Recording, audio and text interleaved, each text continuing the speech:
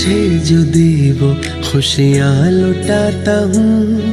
तेरा नाम रूप गुण में सबको बताता हूँ।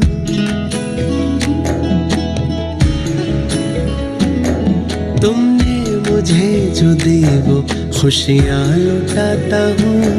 तेरा नाम रूप गुण में सबको बताता हूँ। रोशन हो सबके दिल ये,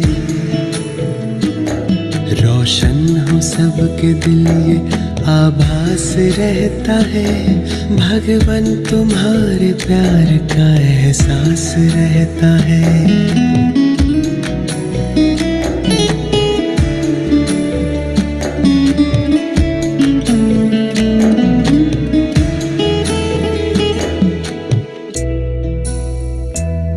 हर एक मेरे है ये दिल गीत गाता है। सब प्रेम से रहे ये सरगम सुनाता है।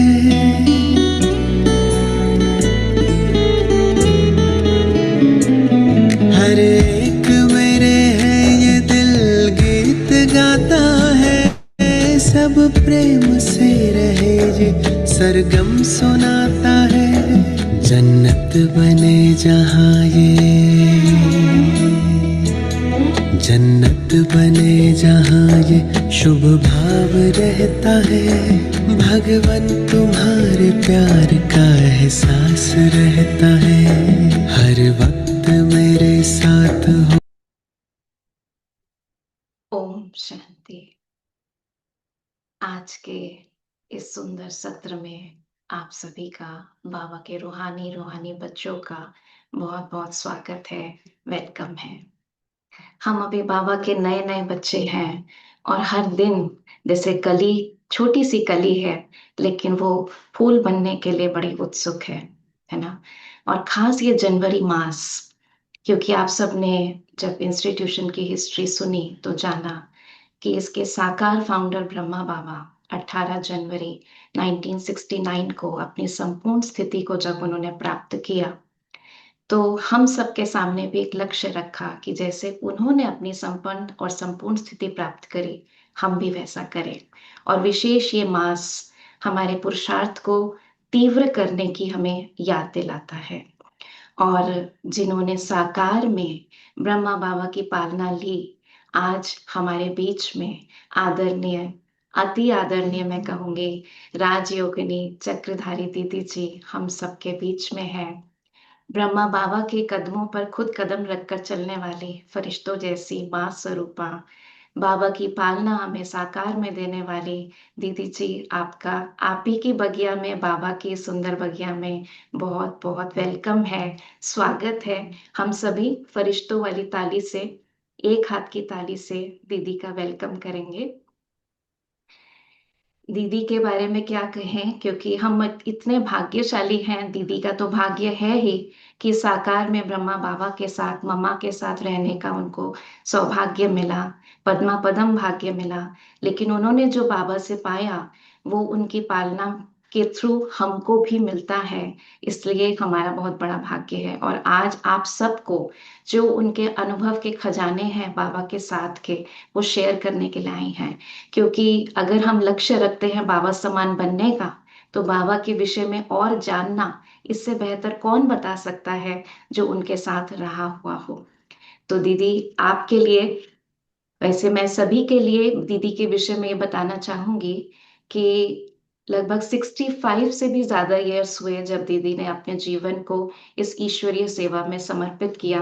दिल्ली यूनिवर्सिटी से अपनी ग्रेजुएशन पूरी करके अपने माता पिता की आज्ञा लेकर आपने इन सेवाओं के लिए अपने आप को समर्पित किया। और प्रेजेंटली आप दिल्ली में स्थित शक्तिनगर सेंटर की डायरेक्टर हैं, जो विश्व का पहला सेंटर है, पहला सेवा केंद्र है। और उसके साथ साथ दिल्ली के अन्य कई सेंटर्स की भी आप डायरेक्टर हैं। और विदेश में, खास रूस में, रशिया और बाल्टिक कंट्रीज में जो सेवाएं शुरू हुई, दीदी ही उसके निमित्त बने। और इस टाइम प्रेजेंटली वहाँ more than 70 सेंटर्स आपके डायरेक्शन में चलते हैं।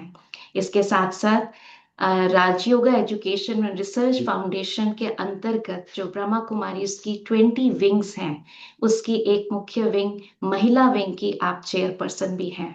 तो हमारे बीच में इतनी अनुभवी वक्तव्य वाली दीदी हमारे बीच में है। तो दीदी के लिए मैं कुछ अपनी उनके साथ के अनुभव के आधार से कुछ बात कहूंगी। आपका रूहानी चेहरा, फरिश्तों जैसी मुस्कान, आपका रूहानी चेहरा, फरिश्तों सी मुस्कान, आप जैसे व्यक्तित्व से है इस ब्राह्मण परिवार की शान। बाबा की श्रेष्ठ पालना हमें आपके द्वारा मिलती, आपके संग से दीदी इस बगिया की हर कली है खिलती। ब्रह्मा बाबा के साथ के अनुभवों की कहानी, हमारा भाग्य है कि आज हम सुनेंगे आपकी जुबानी। वेलकम दीदी, over to you. Om Shanti. सबसे पहले वेलकम अपनी प्यारी अदिति बहन का, जिन्होंने इतने वेलकम के शब्द कह डाले।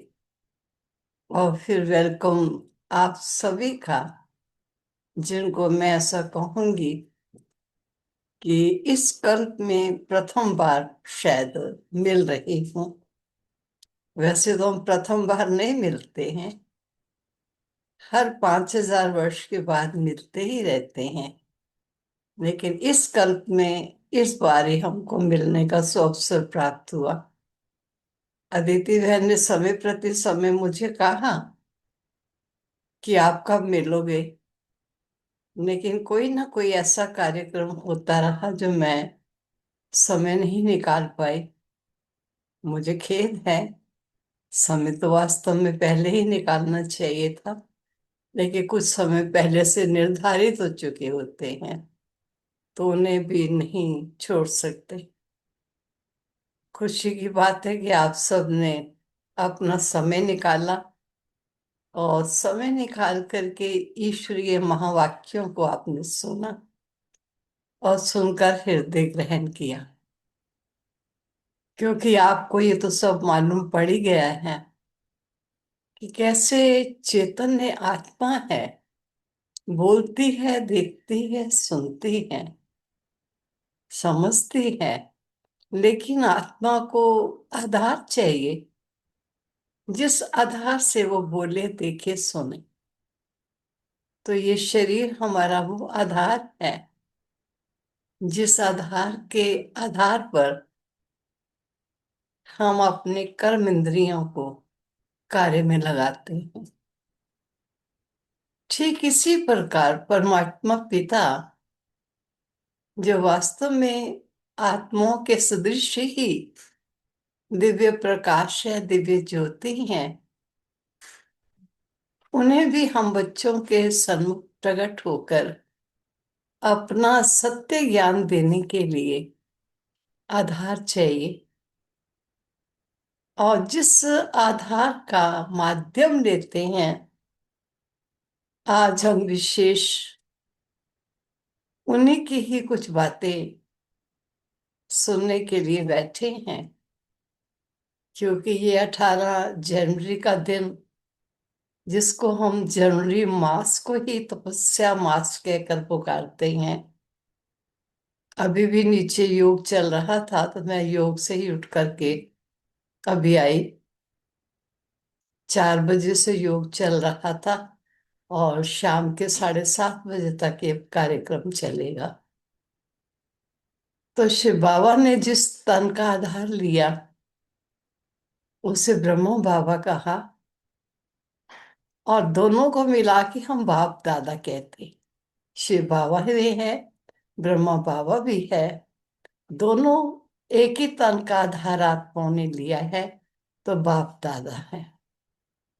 तो कैसे बाप दादा हम बच्चों के सन्मुख प्रकट होते हैं, बहुत सुंदर रूप से। मैं कई बार बाबा का ये अनुभव सुनाती हूँ कि हमें कैसे पता चला कि वे ज्योति बिंदु हैं,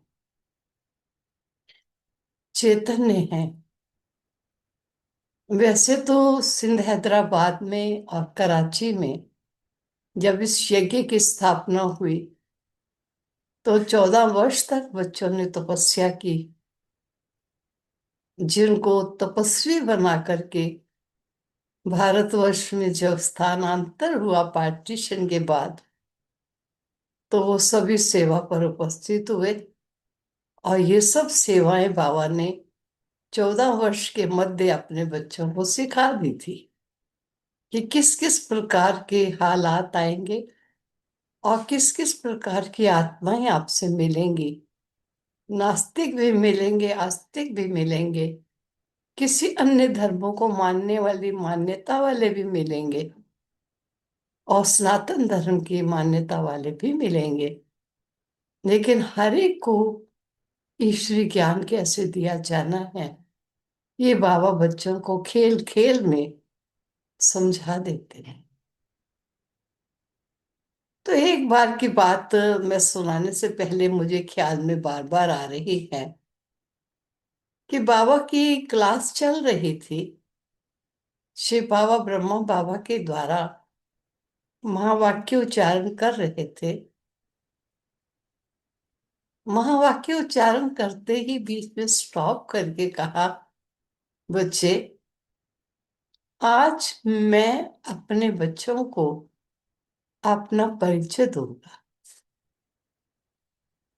सभी बच्चे आश्चर्यचकित होकर बाबा का चेहरा देखने लग गए कि 14 वर्ष हमने तपस्या की और अभी सेवाएं प्रारंभ हो चुकी हुई हैं, और बाबा कहते हैं मैं आज आप बच्चों को अपना परिचय दूंगा। ऐसा लगा कि सर्वशक्तिवान दाता ने कोई बात को छिपाकर रखा हुआ था अभी तक, और उसको बताने का यही अवसर देख करके बाबा ने ऐसा कहा। तो बाबा ने एक बच्ची को कहा, जाओ बच्ची, एक प्लेन पेपर लेकर आओ और एक काफी नोकदार पेंसिल लेकर आओ बाबा के ऑफिस से। बाबा आज बच्चों को अपने स्वरूप की पहचान दे। वो बड़ी भागती हुई गई क्योंकि एंक्शस थी कि बाबा आज हमको क्या बताने वाले हैं। जब वो कागज और पेंसिल लेकर आई तो बाबा ने कागज को ऐसे हाथ में पकड़ा, पकड़ करके पेंसिल को ऐसे पकड़ा, और बहुत धीरे धीरे धीरे धीरे पेंसिल को उस कागज से लगा कि नहीं लगा ये तो नहीं पता चला, लेकिन ऐसे कर लिया और कहा, बच्चे देख रहे हो मेरा स्वरूप क्या है? तो बच्चों ने कहा, नहीं, कुछ दिखाई तो दे नहीं रहा। बाबा ने कहा, मैं फिर दिखाता हूँ। पुनः बाबा ने पेंसिल को फिर ऐसे ही किया, ऐसे धीरे धीरे करके, ऐसे करके कहा, बच्चे अब दिखाई देता है? सबने कहा नहीं। तब बाबा ने कहा, मेरे स्वरूप को इन चरम चक्षुओं से नहीं देखा जा सकता, इस बुद्धि द्वारा नहीं देखा जा सकता। मेरे स्वरूप को देखने के लिए दिव्य नेत्र की आवश्यकता है और दिव्य बुद्धि की आवश्यकता है, और वो दिव्य नेत्र और दिव्य बुद्धि का वरदान स्वयं बाप भी अपने बच्चों को देते हैं। तो जब क्लास पूरी हो गई, सभी सोच में थे कि आज बाबा ने किस प्रकार अपना स्वरूप दिखाया। तो क्लास पूरी होती थी तो बाबा जब अपने कमरे में जाते थे तो कुछ दीदी दादियां साथ चली जाती थी। इतने में जगदीश भ्राता जी, जिन्होंने इस विद्यालय का सारा साहित्य लिखा, लगभग 200 बुक्स लिखी होंगी, और हर चीज उन्हीं के द्वारा ही सब दिखाई जाती थी, बनाई जाती थी और बाबा को बताई जाती थी। तो वे बाबा के कमरे में आए और आके कहा, बाबा, आज आपने अपने स्वरूप का वर्णन किया, और उस वर्णन में आपने पॉइंट ही दिखाना चाहा, लेकिन हमने अभी तक आपके स्वरूप को जो प्रदर्शित किया हुआ है वो एक ओवल शेप किया हुआ है। और ओवल शेप के जितने भी कैलेंडर बने हुए हैं या कुछ प्लास्टिक के जिसके पीछे लाइट होती है, वो सब तैयार किए हुए हैं चित्र आदि। तो क्या उन सबको समाप्त कर दिया जाए और जो आपने आज स्वरूप बताया उस स्वरूप का चित्रण करें? बाबा ने कहा, नहीं बच्चे, समाप्त नहीं करना। ये जो ओवल शेप है ये फर्टाइल लाइट है, लेकिन मेरा स्वरूप सूक्ष्म, अति सूक्ष्म दिव्य ज्योति बिंदु है। इन चित्रों के मध्य आप एक पॉइंट स्टार जैसा बना दीजिए। और ठीक ओवल शेप जो प्लास्टिक के बने हुए हैं उसमें भी एक चित्र, छोटा सा छेद जो स्टार देखने में आता है, ऐसा एक सूक्ष्म स्वरूप उसमें भी बना दो। चित्र समाप्त करने की आवश्यकता नहीं है, चित्र वही रहेंगे, लेकिन वो बहुत लाइट फैली हुई है। इतनी बड़ी लाइट नहीं हूं मैं सूक्ष्म, अति सूक्ष्म हूं, जो इन चरम बुद्धि से और चरम चक्षुओं से देखने योग्य नहीं। जब बाबा ने ये शब्द कहा तो उसके पश्चात जितने भी चित्र बने, आप सब उस समय आए हो जब बाबा ने जो अपना वास्तविक स्वरूप बता दिया, वो स्वरूप आपको दिखाई दिया। तो जब बाबा के सामने वो चित्र बना और बच्चों से पूछा, बच्चे आपको समझ में आता है? तब भी बहुत बच्चों ने कहा, बाबा हमको नहीं पूरा समझ में आ रहा कि हम आप ज्योति स्वरूप को कैसे याद करें।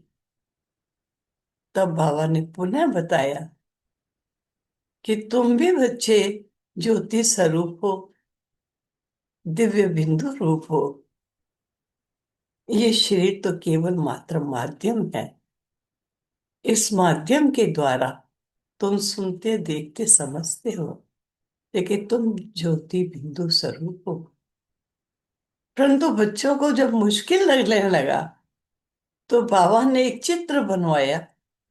ऐसे ही ओवल शेप का चित्र था, बीच में पॉइंट था, और इस ओवल शेप के चारों तरफ लगभग 36 किरणें निकल रही थी।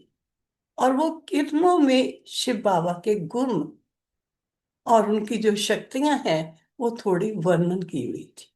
आप मुक्ति, जीवन मुक्ति के दाता हैं, शांति, सुख के, प्रेम की शक्ति हैं, जो भी बाबा के गुण हैं वो सब थे। तब बाबा ने कहा, बच्चे गुणों को याद करना भी गुण ही को याद करना है। इसलिए अगर बिंदु याद ना आए तो मेरे गुणों को याद करो। ये गुण मुझ ज्योति बिंदु में ही है। ये तुमको योग लगाने में सरल हो जाएगा, लेकिन अति सरल होगा जब आप स्वयं को भी ज्योति बिंदु स्वरूप आत्मा समझिए।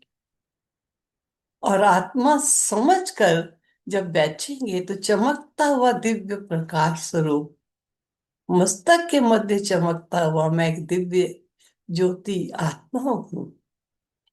और मैं उस ज्योति स्वरूप परमात्मा पिता का पुत्र हूँ। चाहे चोला स्त्री है या पुरुष है, लेकिन तुम सब मेरी प्रॉपर्टी के हकदार हो, तुम मेरे पुत्र हो। इस प्रकार बाबा ने अपनी पहचान दी। एक बार बाबा ने, क्लास चल रही थी और जब क्लास पूरी हुई तो मैं थोड़ा आगे ही बैठती थी, तो बाबा ने मुझे बुलाया और बुला के पूछा, बच्ची तुम अपने को आत्मा कितनी देर समझती हो। मैंने मन में सोचा, अब पता तो चल गया कि देह नाशवान चोला है, लेकिन मैं इस चोले के अंदर चैतन्य शक्ति आत्मा। तो मैंने कहा, बाबा सारा दिन ही मैं अपने को आत्मा ही समझती हूँ। बाबा थोड़ा सा मुस्कुराए और मुझे कहा, आज बच्ची मैं तुम्हें बताता हूँ आत्म स्मृति का अभ्यास कैसे करना। उस समय उन्होंने मुझे ये कहा, क्योंकि पहले बाथरूम्स वगैरह में कोई नल वगैरह नहीं होते थे, बाहर से बाल्टी भर के अंदर जाते थे। कहा, जब बाल्टी भरने जाना तो हाथों रूपी नौकरों को, कर्मचारियों को ऑर्डर देना, चलो बाल्टी भरो, ये पानी भरेंगे। और फिर इनको ऑर्डर देके इन्हीं हाथों से तुम ऑर्डर देने वाली मालिक हो, इन कर्मचारियों से काम लेना, बाथरूम में बाल्टी रखना, और स्नान जब करना तो ये समझना ये शरीर रूपी गाड़ी को स्वच्छ किया जा रहा है। भोजन पान करना तब भी ख्याल रखना, ये भोजन ये शरीर रूपी गाड़ी के लिए है, ये भोजन मेरे लिए नहीं है। मेरा भोजन तो इनसे भिन्न है। इस प्रकार बाबा ने मुझे कुछ बातें बताई। कहा, कल अभ्यास आज करना और कल बाबा को बताना कितनी देर आपने स्वयं को आत्मा समझा। तो मैंने जी बाबा कह करके चली गई। दूसरे दिन से मैं जब उठी, स्नान पर गई, तो बाल्टी को भरने के समय तो मुझे ये याद आया बाबा ने मुझे ऐसे कहा था, लेकिन उसके बाद मैं विस्मृत हो गई। रख दी बाल्टी, अंदर ले गई, बस पूरा हुआ। स्नान करने लगी, फिर सेकंड में याद आया गाड़ी को मुझे स्वच्छ करना है, लेकिन फिर स्नान सब कर लिया। मैं बिल्कुल भूल गई, मुझे स्मृति नहीं रही। ऐसे ही भोजन के टाइम भी हुआ। मुझे बहुत मन में आया कि जब मैं जाऊंगी क्लास में और बाबा मेरे से पूछेंगे कि कितनी देर आत्मा समझा, मैंने तो कहा था मैं सारा दिन अपने को आत्मा समझती हूँ, लेकिन मैंने तो नहीं समझा अपने को आत्मा। मैं तो चंद क्षण समझती रही, पुनः विस्मृत हो जाती थी। लेकिन क्लास में तो जाना है, मैं चली गई, बैठी रही। लेकिन मेरा खुशी का वो मौका था जब बाबा ने मेरे से पूछा नहीं। क्लास पूरी हो गई, सब चले गए, बाबा भी चले गए। मैं बहुत खुश हुई कि चलो, कम से कम मेरे से पूछा तो नहीं है। मैं पास हो गई हूँ बहुत अच्छी तरह।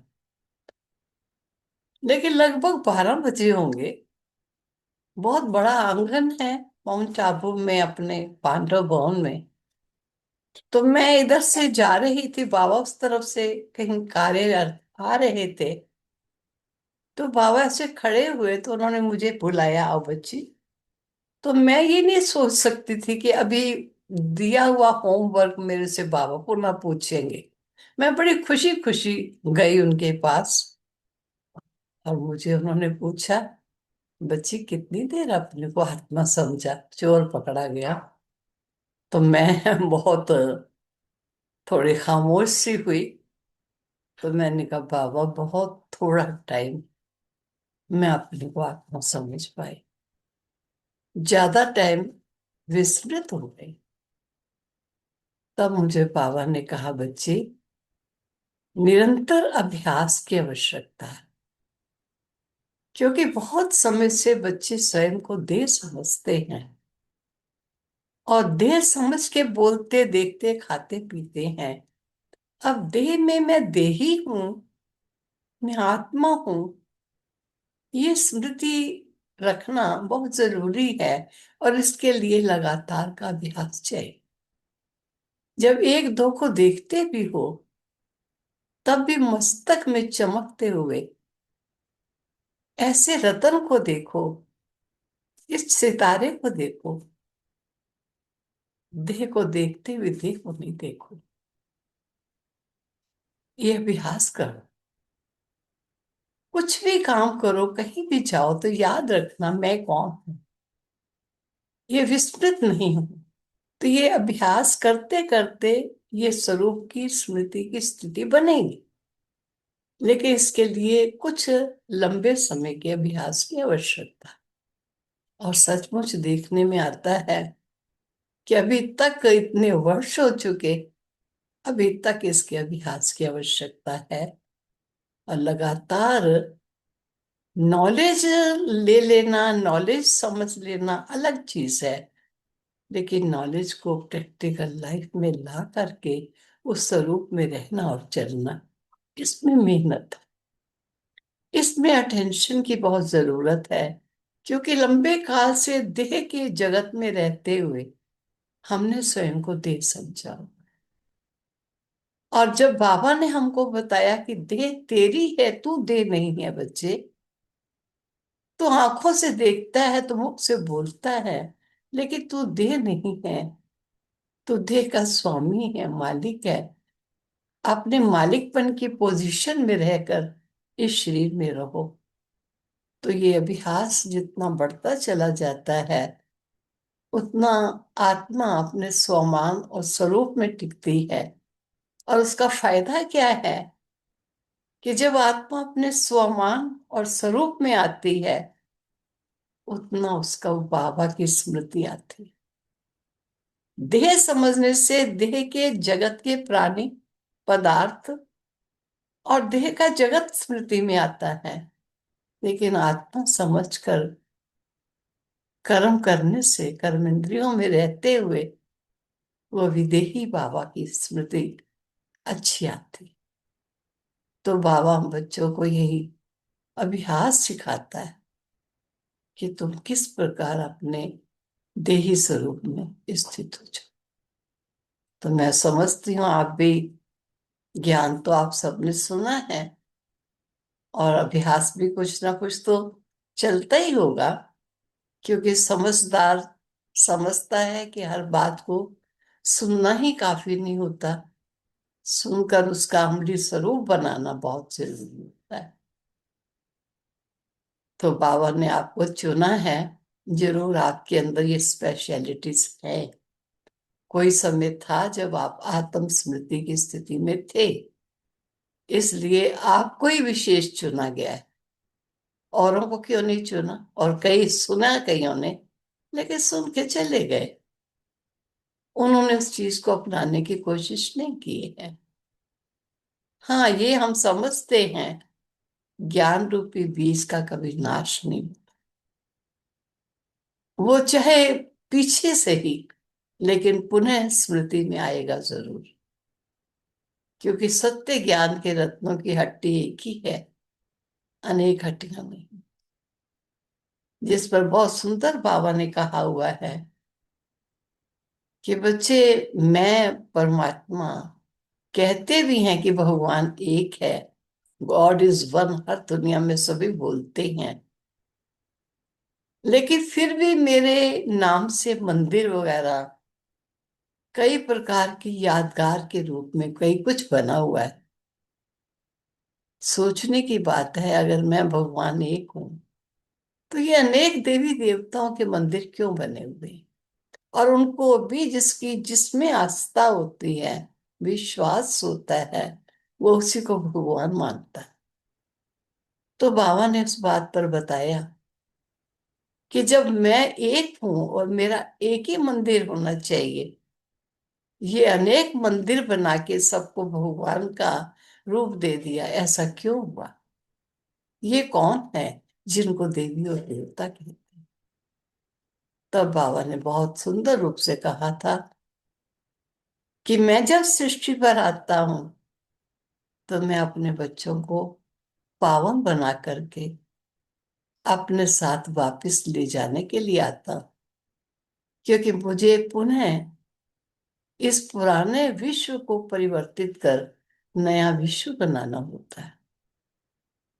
इसलिए मैं बच्चों को दिव्य बनाने के लिए धरा पर आता हूं। लेकिन जो मेरे बच्चे मेरा ज्ञान सुनकर अपने जीवन को मेरी आज्ञा के अनुकूल पवित्र बनाते हैं, श्रेष्ठ बनाते हैं, दिव्य बनाते हैं, वो स्वयं ही नहीं बनाते, अपने को ही नहीं बनाते, उनका जीवन अनेकों के लिए प्रेरणा रूप बनता है।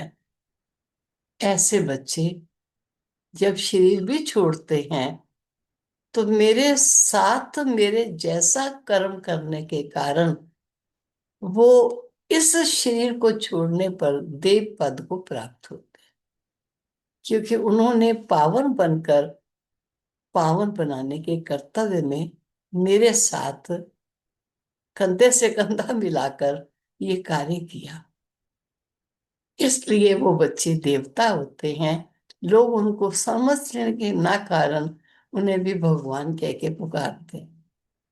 लेकिन मैं तुमको पहचान देता हूं, मैं एक ही हूं। मैं जन्म पुनर्जन्म से न्यारा हूं। मैं तुम आत्माओं का पिता हूं और विश्व की सर्व आत्माओं का मैं परम पिता हूं। सर्व विश्व की आत्माएं मेरे बच्चे हैं, इसलिए सारा संसार तुम्हारा परिवार है।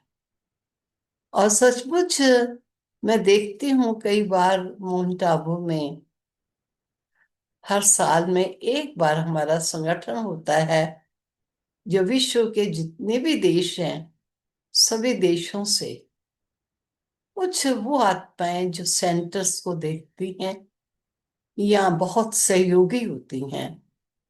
तो ऐसे लगभग 500 के लगभग सारे विश्व से चुनी हुई कुछ आत्माएं माउंट आबू में आती हैं।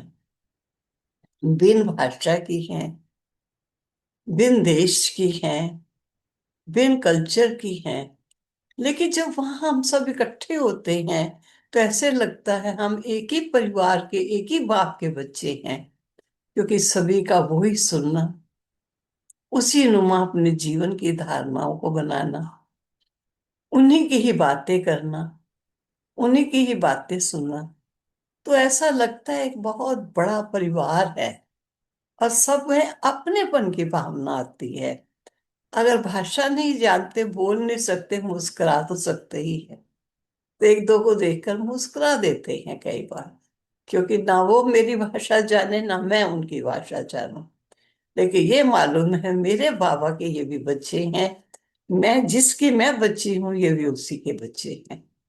तो इस प्रकार आपस में इकट्ठे ही बैठते हैं, इकट्ठे खाते हैं, क्योंकि हमारा शांतिवन जो माउंट आबू से पहले आबू रोड में आता है, वहां पर काफी बड़ा ये कॉम्प्लेक्स है।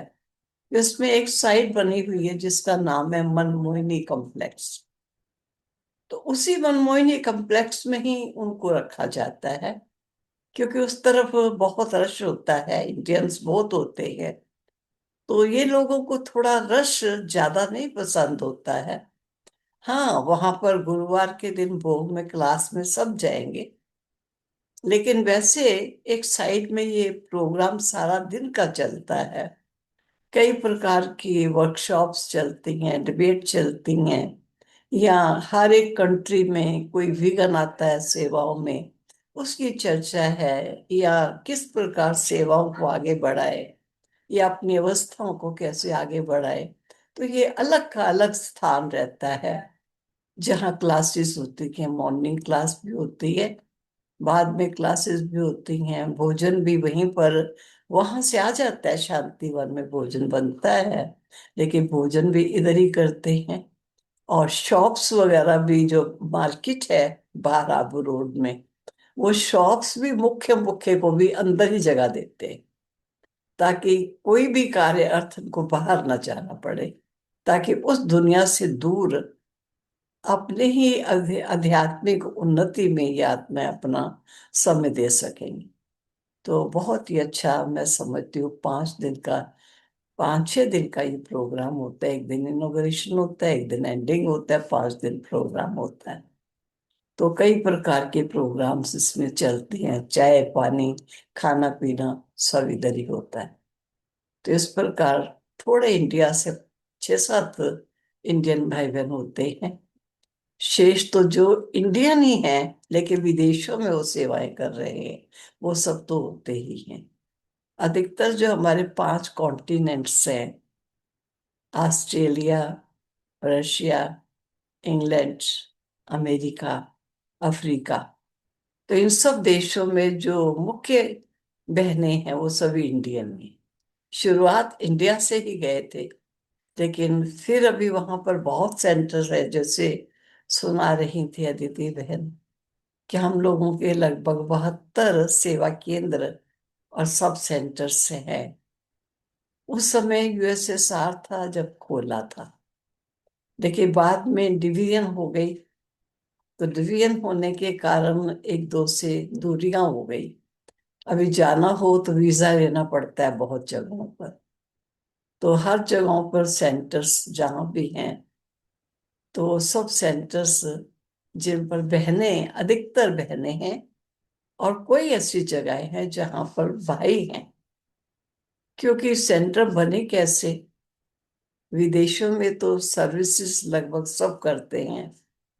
तो जहाँ जाते हैं, जिस देश में समझते हैं हमारा सेवा नहीं है, तो उसी देश में अपना कोई बिजनेस या जॉब कर लेते हैं।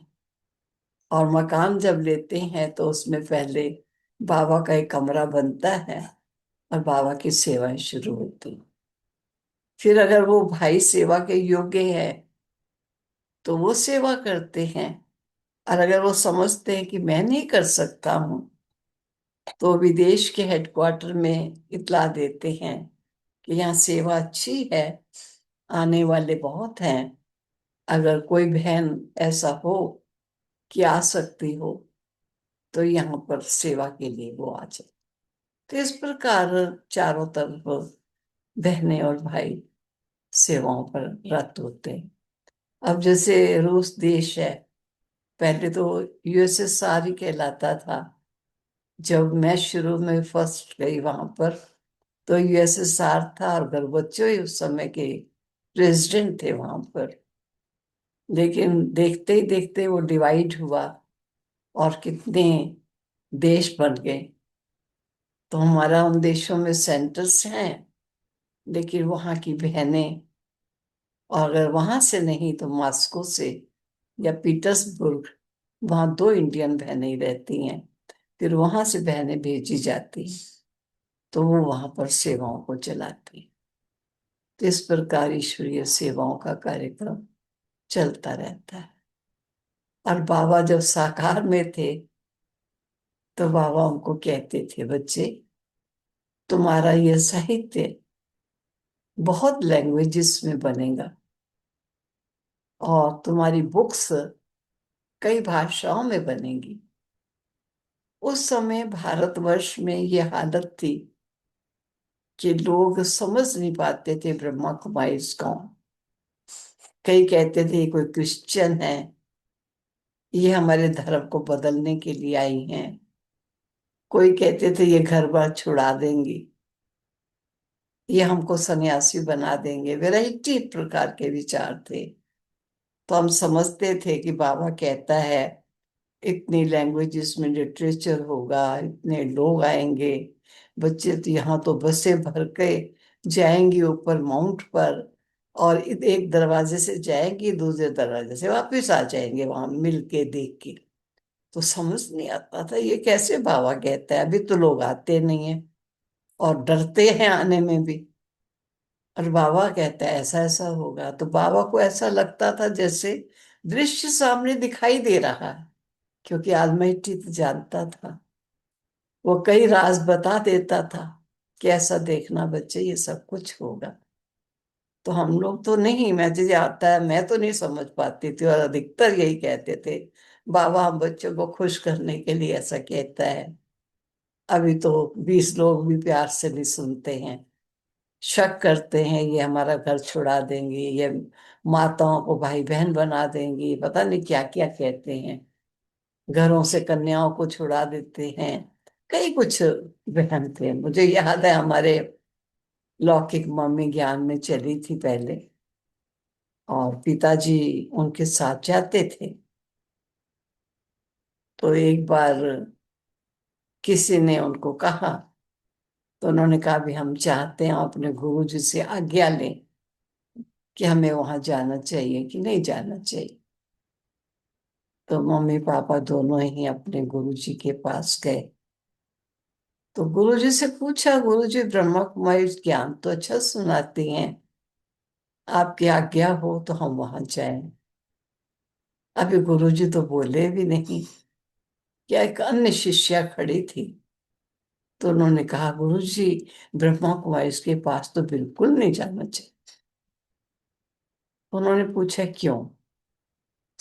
तो कहा कि मेरी भैंस वहां गई थी, ब्रह्मा कुमारी ने प्रसाद दिया था, मैंने प्रसाद नहीं खाया, मैंने घर में आके अपनी भैंस को खिला दिया, और मेरी भैंस तो जिस किले पर बंधी हुई थी, किले को तोड़कर भी ब्रह्मा कुमारी के सेंटर में पहुंच गई।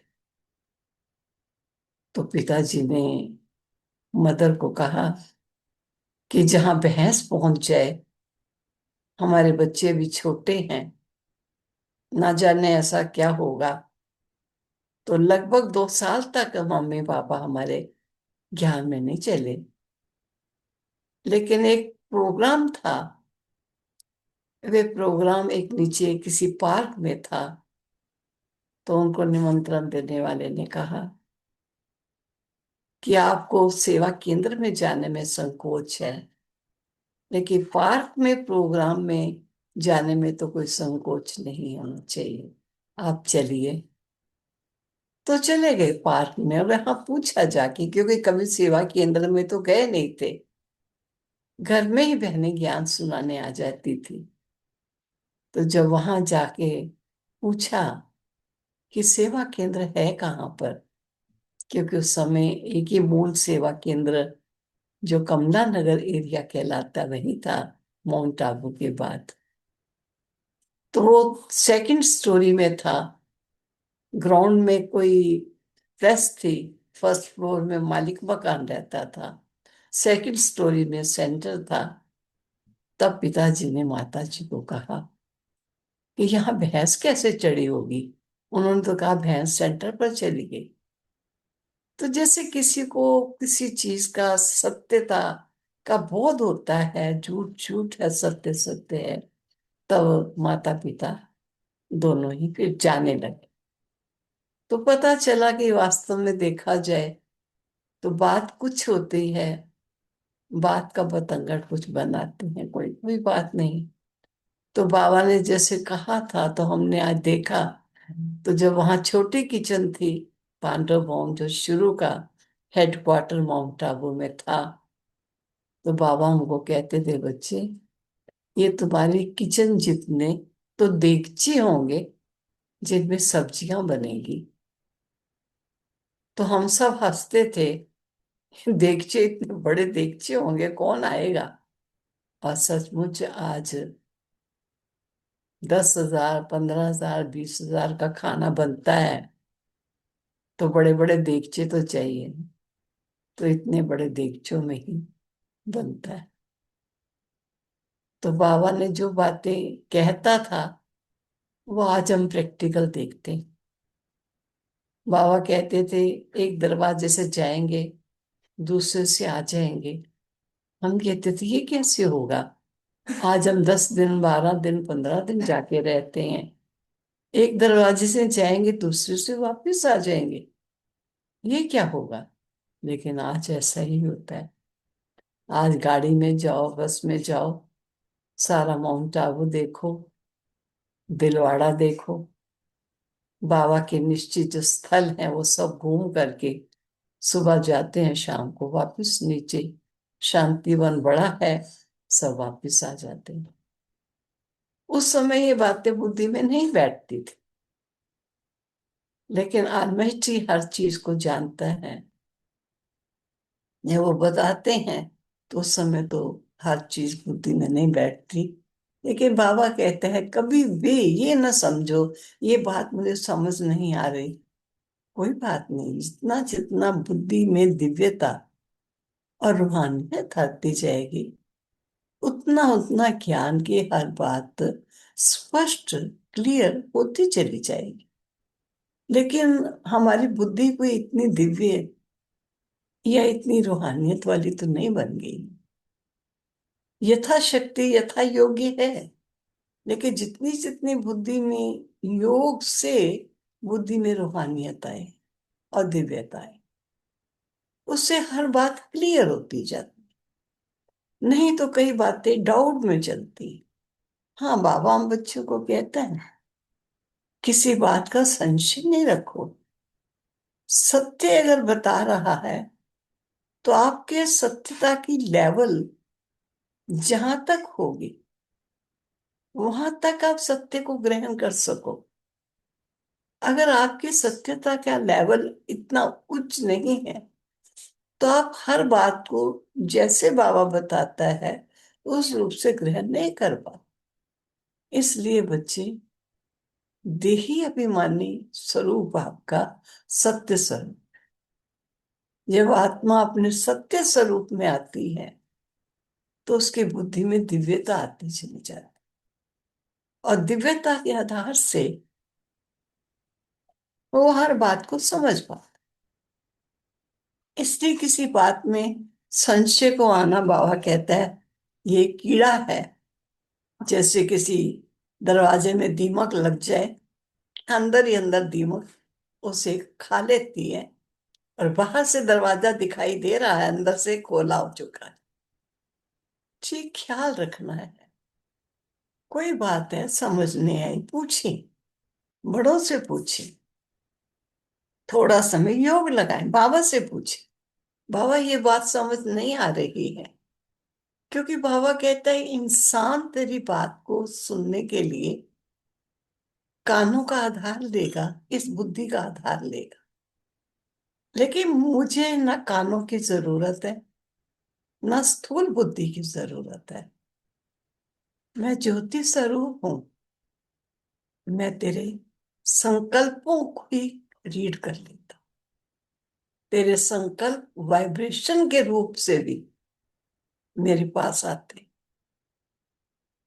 इसलिए कुछ बात है तो बड़े प्यार से, बड़े स्नेह से, संबंध से आप मुझे कहो, मैं आपको स्पष्ट करूं। और अगर स्पष्ट नहीं होती है, क्या होते हैं कई बातें हम स्थूल में या मोटे रूप से समझने की कोशिश करते हैं, लेकिन ईश्वर की बातें कई बार मोटे रूप से नहीं समझी जा सकती। उसको समझने के लिए बड़ी सूक्ष्म बुद्धि चाहिए, जिसका मैं एक एग्जाम्पल देती हूँ। एक बार किसी ने कहा, बाबा आजकल बच्चे बड़ा तंग करते हैं, मनमानी करते हैं, बड़ों का सुनते नहीं है, मानते नहीं है, छोटे हैं, शैतान हैं, अपने अनुकूल से चलते हैं। तो बाबा ने आगे से क्या कह दिया, बाबा ने कहा बच्चे बच्चे तो बिच्छू टिंडन है, वो तो अपना काम करे। अब वो तो स्वयं भी कह रहा है ना, तंग करते हैं, ऐसे हैं, और बाबा ने भी कह दिया तो बिच्छू टिंडन। उत्तर तो नहीं मिला ना। वास्तव में देखा जाए तो ये बाबा ने उत्तर दिया है। क्योंकि समझो फॉर एग्जाम्पल, किसी जगह पर चीनी बनती, मिले हैं चीनी की या कुछ भी ऐसा है, गुड़ बनता है, चीनी बनती, बहुत मक्खियां, बहुत मक्खियां। अब जो उस गांव के रहवासी हैं, जो जन्मे ही यहाँ हैं, जमीनें जिनकी वो सब है, उनका अपना गांव है, वो गांव छोड़ के तो नहीं चले जाएंगे। ये मक्खियां हैं तो गांव छोड़ के चले जाओ। वो देखा हमने, मक्खी कभी नाक में बैठती है और सो रहे हैं, पंखा पकड़ा हुआ है ऐसे कर रहे हैं, फिर सो गए, ऐसा ऐसा किया फिर सो गए। खाना खाते थाली में आके मक्खियां बैठ रही हैं, ऐसे ऐसे मक्खी को किया और खाते गए। अब वर्णन करेंगे क्या सबसे? मक्खियां बड़ी हैं, मक्खियां बड़ी, वो तो है ना। मक्खियों का काम है आना बिन बिन आना, आपका काम है उनसे अपना बचाव करना। बच्चे शैतान है, बच्चे है ना। और हर बच्चा आज अपने प्रकार के संस्कार लेकर आया हुआ है। पहली और प्रथम तो जन्म नहीं उसका यहाँ हुआ, पता नहीं पहले कितने जन्म लिए और कितने संस्कारों से गुजरा है, और कितने स्वभाव देख के आया है और लेके आया है। इसलिए बच्चा, अब मान लीजिए वो एक राजस्थान में एक जगह है जहाँ बहुत चूहे होते हैं। अब वहां पर एड़ी काट देते हैं चूहे, फूंक मारता है, एड़ी काटता है। लगभग लोगों की एड़ी कहते हैं वहां कटी होती। अब कौन किसको कहेगा भी मेरी एड़ी चूहे ने काट ली होगा, मेरी भी कटी हुई है, तेरी कट ली तो क्या हुआ? सभी की कटी हुई है, कौन सी बड़ी बात है? क्योंकि चूहे हैं, चूहे का काम ही अपना ये है। तो शिकायत करेंगे क्या? घबराएंगे, गांव छोड़ के चले जाएंगे, काम धंधा छोड़ के चले जाएंगे क्या कहीं? रहना तो वही है, कोई बात नहीं। तो बाबा भाई कहा ठीक है, बच्चे है, बिच्छू डंडन है।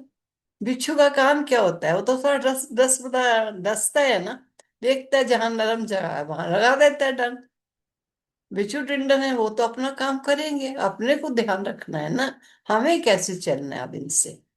अपनी अब समझ को देखो। बच्चों को किस नुमा हम समझाएं, किस नुमा उनको श्रेष्ठ बनाएं, उनके लिए मन की शुद्ध भावनाएं। आज बच्चा जरा सा नालायक, थोड़ा पढ़ता नहीं ठीक, ये बड़ा नालायक, ये बड़ा नालायक। नालायक कहने से उसकी अक्लमंदी आप इमर्ज कर दोगे? अगर बार बार यही कहोगे नालायक नालायक, तो नालायक ही रहेगा, लायक कहाँ से बनेगा? अंदर से आए मेरा बेटा बहुत अच्छा है, बहुत लायक है, समझ जाए, धीरे धीरे समझ जाएगा, सब कुछ समझता जा रहा है। शुभ भावनाएं रखिए। तो बाबा हम बच्चों को यही तो सिखाते हैं।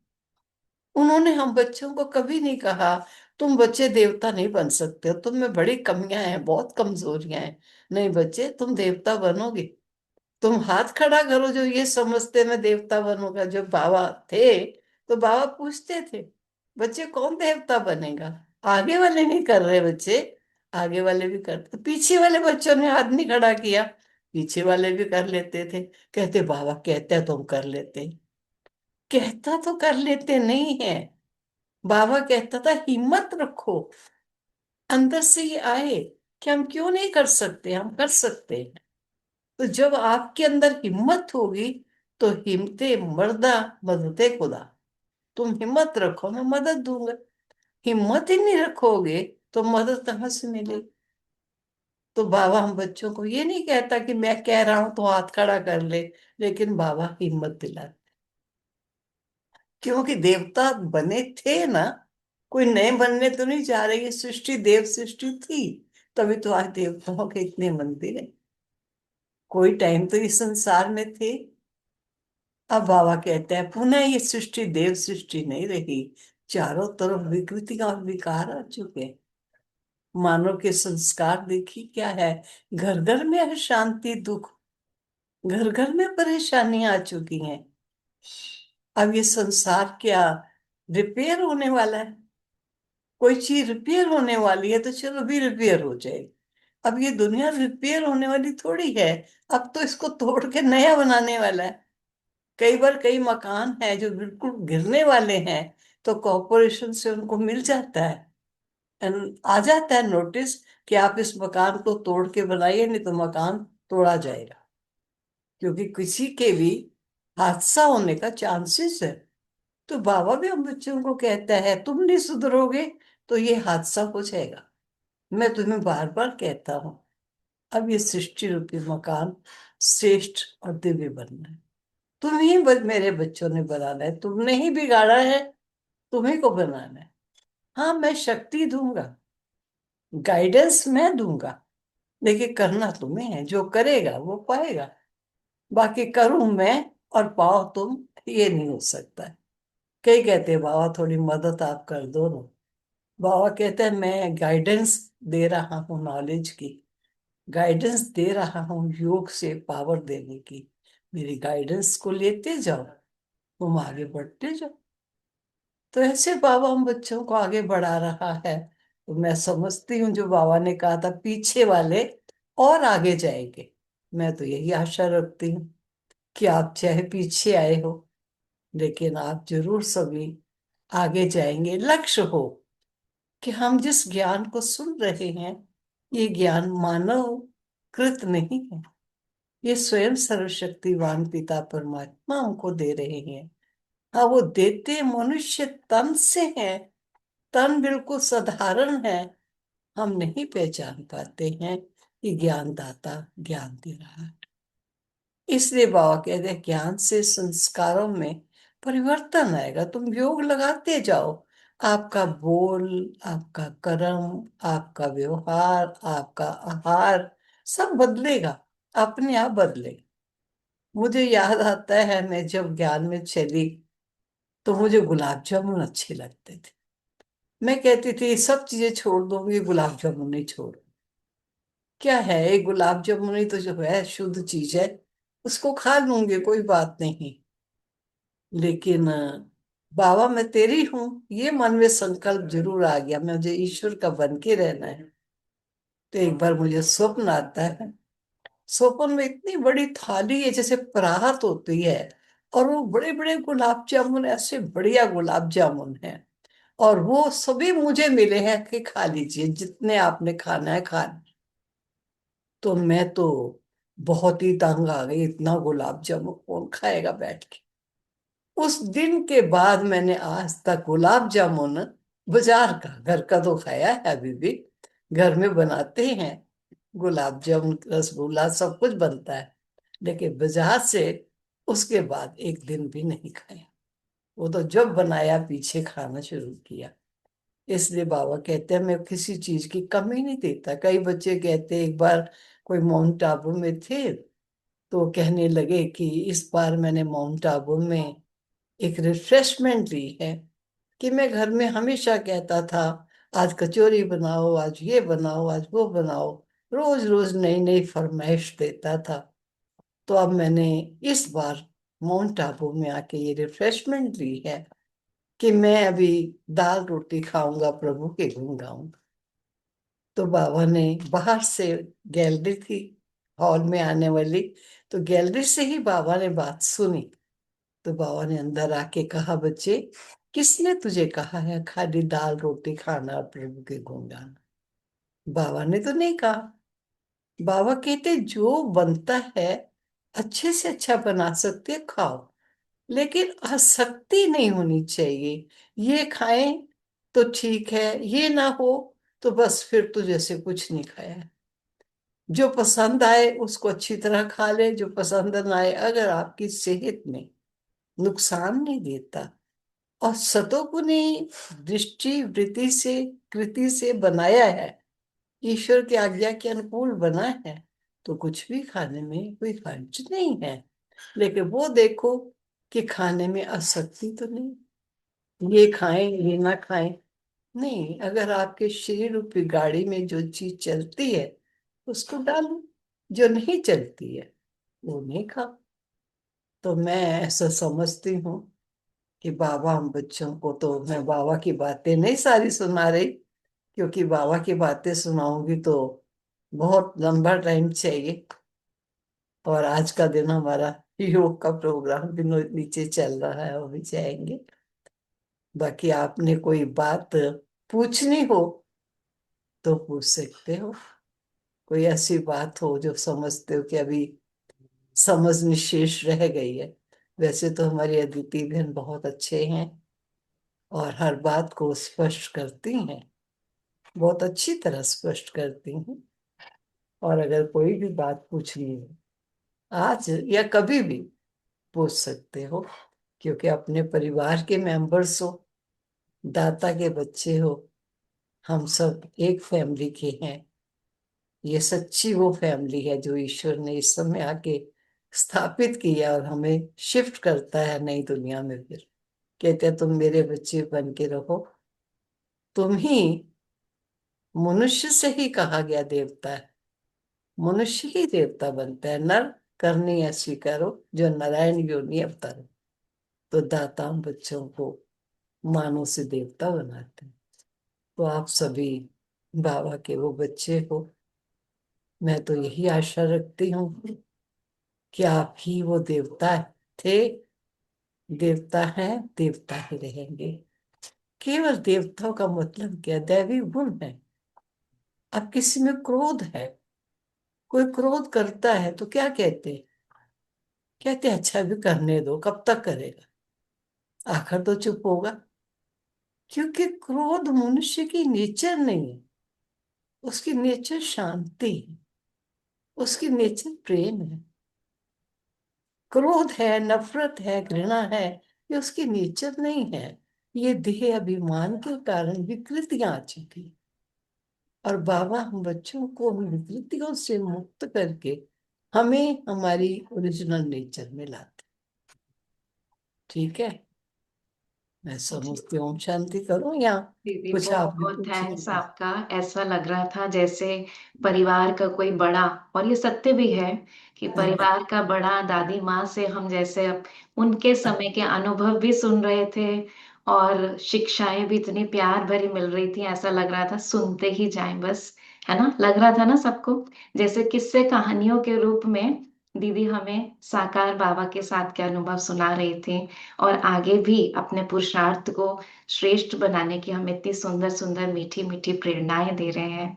दीदी, दिल से आपका बहुत थैंक्स। एक रोहन भाई आपसे शायद कुछ पूछना चाहते हैं, भाई शॉर्ट में पूछिएगा जो पूछ रहे हैं। ओम शांति थी। आपको देखकर आज मुझे मेरी दादी की बहुत याद आ गई। अच्छा। दादी माँ, मैं आपसे एक क्वेश्चन पूछना चाहूंगा कि मैं इस राह में तो चल गया हूँ, बाबा ने मेरा हाथ पकड़ लिया है, तो ऐसा क्या अपने दिमाग में रखूं कि मैं कभी इस राह से भटकूं ना? ऐसी क्या बात रखूं हमेशा कि मैं इस राह से कभी डगमगाऊं नहीं? नहीं, ये सदा ये समझो, ये मेरी जो राह है सत्य है। सत्यता को अपनाने में संकोच नहीं होता है। एक होता है कि मुझे अभी वेवरिंग हूँ, पता नहीं सत्य है या पता नहीं असत्य है। इस रास्ते पर चल के मुझे कुछ सुख मिलेगा, कहीं ऐसा तो नहीं दुख मिलेगा। जब मुझे मालूम पड़ गया कि देह नाशवान चोला है और मैं आत्मा हूं, जब पता पड़ गया, और ये निश्चय पूछो अपने आप से, मुझे पूर्ण निश्चय है कि रियली शरीर पांच तत्वों का बना हुआ है। पांच तत्व अविनाशी हैं, लेकिन पांच तत्वों की कोई भी बनी हुई चीज अविनाशी नहीं होती, वो नश्वर होती है। लेकिन इस नश्वर चोले में मैं आत्मा हूँ, ये सत्य है ना। और आत्मा का संबंध सर्व आत्माओं से है, जो कभी टूटता नहीं है। और आत्माओं रचना है, आत्माएं तो रचयिता परमात्मा है, वो पिता है। तो जिस पिता का मैं पुत्र हूं, मैं ये क्यों सोचूं मैं इस रास्ते पर चलूंगा या नहीं चलूंगा, चल सकूंगा या नहीं चल सकूंगा। जब मैं उस पिता का पुत्र हूं, तो पुत्र होके भटक थोड़ी जाऊंगा। ये थोड़ी आज कहूं मैं पिता है और कल कह दूं शायद मेरा पिता ही नहीं है ये तो कोई बात नहीं बनती ना। मैं उस पिता का पुत्र हूँ, ये कभी ना भूल। मैं सच्चे दाता का बेटा हूँ, और दाता ने मुझे अपना बनाया है। मुझे अपनी पहचान दे करके अपनी मलकियत का मालिक बनने के लिए मुझे उपदेश, आदेश, संदेश दे रहा है। तो मैं बड़ा भाग्यवान हूँ। ऐसे भाग्य को मैं ठुकरा थोड़ी सकता हूँ। ख्याल रखना। ठीक है। अच्छा जी जी, जी फिर मिलेंगे। जी कोई दीदी। थोड़ी आज ही मिलना है। परिवार है, परिवार में कभी भी कहोगे, कभी भी मिलते रहेंगे। बहुत जी अच्छी दीदी, बात। सच में मिलना ही होगा क्योंकि सबके हाथ भी खड़े हो रहे हैं और दिल अभी भरा नहीं। लेकिन नहीं, फिर दिल भी तो आपने इस छोटी सी मुलाकात में बहुत तृप्त किया। बहुत बहुत खुशी का अनुभव हम सभी कर रहे हैं। तो सभी कैमरा खोल के दीदी से एक मिनट दृष्टि लेंगे, बाबा का दीदी का दिल से थैंक्स करेंगे। ओम शांति। ओम शांति जी। ओम शांति।